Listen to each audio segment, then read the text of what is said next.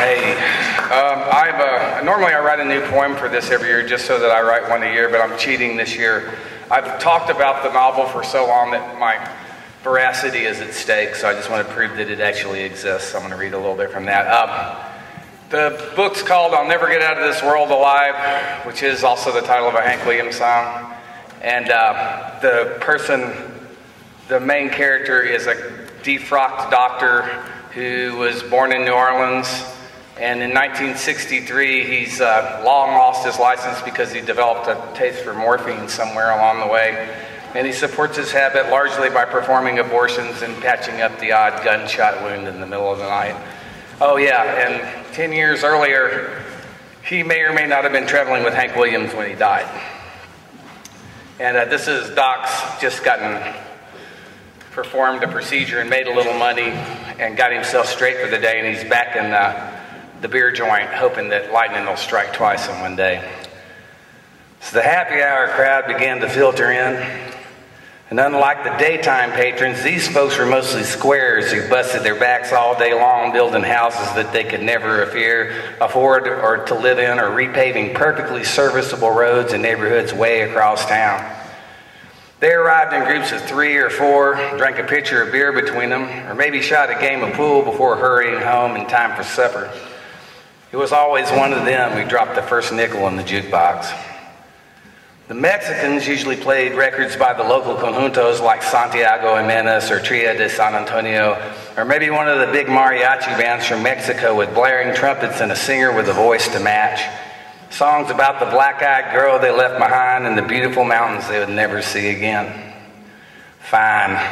Sad songs in a language that he barely understood were easy enough for Doc to tune out. He knew some of the melodies by heart and hummed along when he was in the mood. But when one of the redneck boys lurched towards the box, fishing in his Wranglers for a nickel, the hair stood up on the back of Doc's neck. He knew it was only a matter of time before one of these Peckerwoods bellied up to the Wurlitzer and punched in N26. You're looking at a man that's getting mighty mad. I had a lot of luck, but it's all been bad. Fuck me, Doc grumbled under his breath. He'd spent a lot of his life in bars all over the South, and it never fucking failed. If you sat there long enough, some asshole would play a Hank Williams record. Old Hank, dead and buried beneath 6 feet of rusty red Alabama dirt for the better part of a decade now, still taking their nickels and making them cry. Doc looked around the room. There were construction workers, warehouse hands, soldiers from Port Sam, and layabouts on disability. They ranged in age from the early 20s to 70-something, but they all loved Hank. They loved him when he was alive, and now that he was dead, they loved him even more. Even the Mexicans loved the son of a bitch, even though most of them couldn't understand what he was singing about. Hank's songs were their very own trials and tribulations set to a rock-steady beat that they could dance to. They each and every one believed that old Hank was singing to them individually, or at least exclusively to people like them, regular folks, with kids to raise and bills to pay, most of them overdue. They had no way of knowing that at this moment, somewhere across town in solid old money Victorian houses in Almost Park, Alamo Heights, doctors, lawyers, and politicians were mixing themselves a highball and cranking up their hi-fis. Oh, they had plenty of Frank Sinatra and Nat King Cole records on their automatic changers, but when they were drinking, only Hank would do, and there wasn't one of them that'd pay a dime to hear any other hillbilly singer in the world. Doc didn't wonder why they all insisted on doing this to themselves.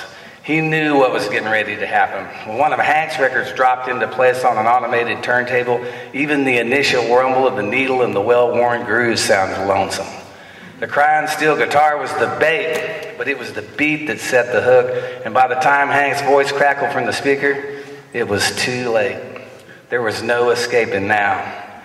No matter how struggle or strive, I'll never get out of this world alive. Jesus Christ, that voice, that gut-wrenching, heart-rending wail that got down in your bones like cold, wet clay. The keening of a hillbilly banshee heralding imminent doom. "That's enough, goddammit," Doc shouted out loud, but only a handful of patrons paid any attention, and none of the regulars even looked up from their beers. They'd all witnessed outbursts from that crazy old man who sits at the back table, but they could never make heads or tails of what he was going on about. "He just does that," they'd whisper. "Talks to himself sometimes." Doc pried his fingers loose from the edge of the table and propelled himself through the door and out into the street. It was hot, dark, and quiet. The street lights cast elongated shadows on the empty street, out-of-kilter trapezoidal ghosts of simple 1- and 2-story structures that once housed respectable businesses. The pawn shop was a barber shop once, where people gathered to trade neighborhood gossip and tell tall tales. The abandoned building across the street was a family-owned hardware store, bins filled with shiny new fasteners and fittings of every description, wing nuts and carriage bolts and 10-penny nails. But like Doc, the buildings were derelict, has-beens, shadows of their former selves, waiting around for time to take its slow but steady toll. The familiar fall of faltering footsteps follows behind him. The shuffling echo ceases abruptly each time Doc breaks his stride, but he knows from experience that even if he turns around, he'll see only his own shadow stretching from sidewalk to sidewalk like a black chasm opening in the middle of the street.